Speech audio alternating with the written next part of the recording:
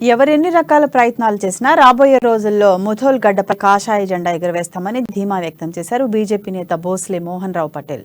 ఇంటింటికి బీజేపీ, గడప గడపకు మోహన్ రావు అనే నినాదంతో కేంద్ర ప్రభుత్వ పథకాలను ప్రజలకు వివరించే కార్యక్రమానికి ఆయన శ్రీకారం చుట్టారు. నిర్మల్ జిల్లా ముధోల్ నియోజకవర్గ పరిధిలో జరుగుతున్న ఈ యాత్రకు ప్రజల నుండి మంచి స్పందన వస్తోంది.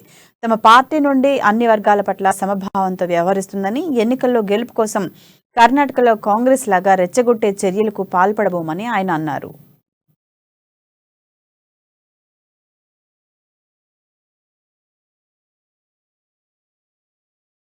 మన రాష్ట్రం మనకొస్తే, మన తెలంగాణ మనకొస్తే మన బతుకులు మారతాయి, మన నిధులు మనకుంటాయి, మన నియామకాలు మనకుంటాయి అనే కుంటి సాకు మాటలతో కాలయాపన చేస్తూ అబద్ధపు హామీలు ఇస్తూ ప్రజలను మభ్య పెడుతున్న టిఆర్ఎస్ ప్రభుత్వానికి, మరి ఇక్కడ అసమర్థ శాసనసభ్యుడికి ఈ గడప గడపకు బీజేపీ అనే కార్యక్రమం ముఖ్య ఉద్దేశం. కేంద్ర ప్రభుత్వం ఏదైతే పేదల కోసం సంక్షేమ పథకాలు అమలు చేస్తుందో మరి ఇక్కడ రాష్ట్ర ప్రభుత్వం వాటిని అమలు చేయడం లేదు. అకాల వర్షాలతో చాలా గ్రామాల్లో మనం చూడడం జరిగింది.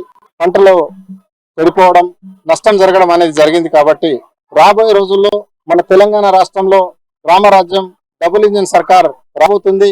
మరి ప్రత్యేకంగా ప్రతి గ్రామంలో తిరుగుతూ వాళ్ళ సమస్యలు తెలుసుకుంటూ మా ప్రభుత్వం వచ్చిన వెంటనే దశల వారీగా ఈ సమస్యలన్నీ పరిష్కరిస్తామని చెప్పడం జరుగుతుంది. మరి రాష్ట్ర ప్రభుత్వం ఏదైతే డబుల్ బెడ్రూమ్ ఇల్లు అన్నదో, రుణమాఫీ అన్నదో,